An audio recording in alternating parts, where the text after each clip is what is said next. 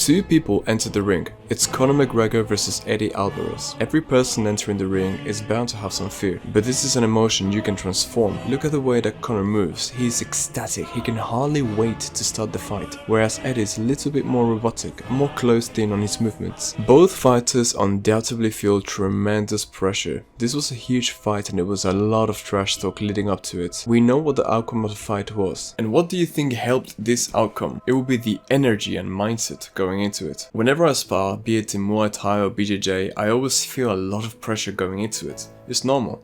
In some cases more than others, you might have a tough partner or an easygoing partner.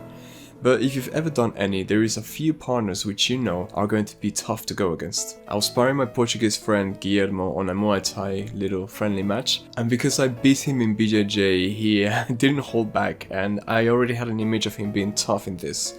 So whenever I would spar against him, I'd be shaking. I go into it and I'm all nervous and he beats me up. I'm thinking to myself, God, I hate it when he hits my nose and it gets stuffy and it's hard to breathe. And I'm nervous. I go into it and I can't show my ability as well as I do with others.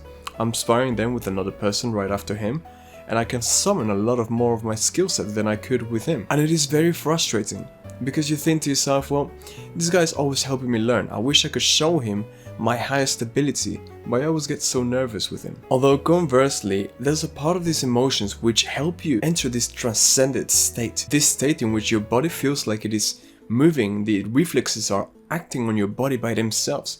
You're all of a sudden jumping and dodging and doing all sorts of things crazily by yourself, and you're actually looking forward to it.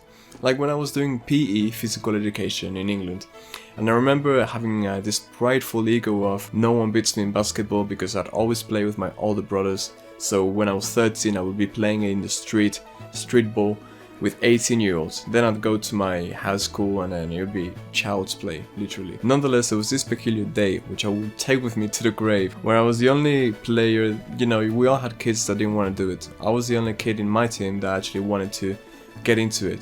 And against me were all of my friends, all the athletic ones, and all the tall people and stuff. And I took it upon myself to say, nah, I'm going ham and I'm gonna beat all of them. And I remember entering this state where I was just acting and moving and rushing, and I was so excited. And I was fearful because I knew that they were going to make fun of me if they beat me. But I was much more excited than I was fearful. And this put me in this state of the zone. Or also when I had my last Muay Thai lesson a few weeks ago, I was going into it on the sparring nights, and I went with Guillermo again. And because it was my last night, I thought, I need to give it everything. And instead of thinking about the fear of how much he might hurt me, I was thinking more about the excitement of how this was the last day and I had to really give it my all, squeeze all the sweat out of the towel. And so fear became excitement. Now, in both the prior and the latter occasions, there were reasons for me to be nervous and fearful in these situations. But there was only one thing that was different. My mindset. I started playing with my own psyche and I started changing words to see how it would affect me. Every time I had thought of fear, I would change that with excitement. And this isn't only for sport or fighting. Maybe you're going into an interview and you're nervous about whether you're going to whiff it or if you're going to do well. What you think about it as your chance for you to get this job, or for you to display your abilities, for you to show why you're worthy of being there, why you deserve that position.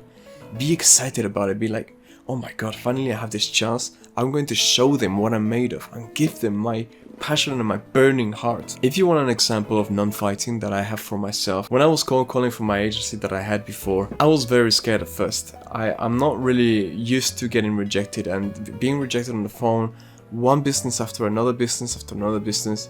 It was exhaustive. It drove me nuts. Do you know how long it took me to make the first phone call each day whenever I was in front of that phone number and I had the phone in my hand and it was just dial it in and then press it. I had everything, the script and everything. Do you know how long it took me? I kid you not, sometimes 20 minutes just looking back and forth, thinking, looking up, should I do this? What should I do? Tone. Like, dude, just call them, man. Until I realized these principles and I first started putting them into practice, and I thought, I'm excited to call.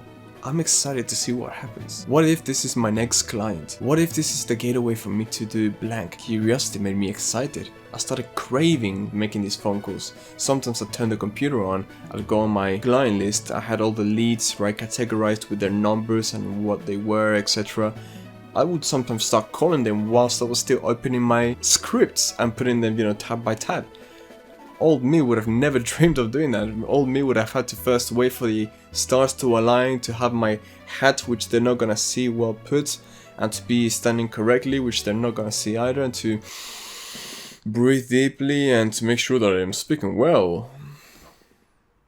And speaking of, to feel less fear, there are things like that you can do for yourself, you know, opening your body up and taking deep breaths, but this is not what this video is about. This video is about tweaking these words to tweak your mind. As a matter of fact, there's a vast amount of things that you can do to completely eradicate fear, but if somebody crumbs you with a lot of information or a lot of different facts, it's not gonna work. If I cram you with one thing and I give you 10 different examples about that one thing, though, it will work better. And that's what I'm trying to do here. However, if you feel like you're mastering this concept and you want to develop even further and you want to see what other things you could explore to become better, do so. But I would practice one thing until I get somewhat good at it first. As for words shaping the new reality for you, change the terms. Look out for different words in your head that you know aren't very helpful for you, and exalt them, make them better. For example, instead of hating, now it's not your favorite thing. Instead of liking, you love. Instead of finding it funny, you find it hilarious and you demonstrate that with an over-the-top reaction, ha ha ha, where you laugh.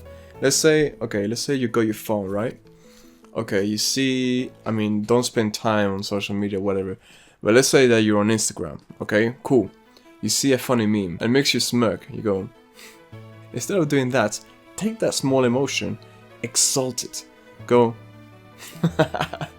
and just give yourself a little chuckle, a little laugh. This list goes on, but essentially what you're doing is you're creating little habits in yourself which will promote all of these good things that you want more in the world of, and you will transform yourself little by little into a beacon of light, an agent of hope, an instrument of peace. Change your life when you change your mind, and change your mind when you change your words.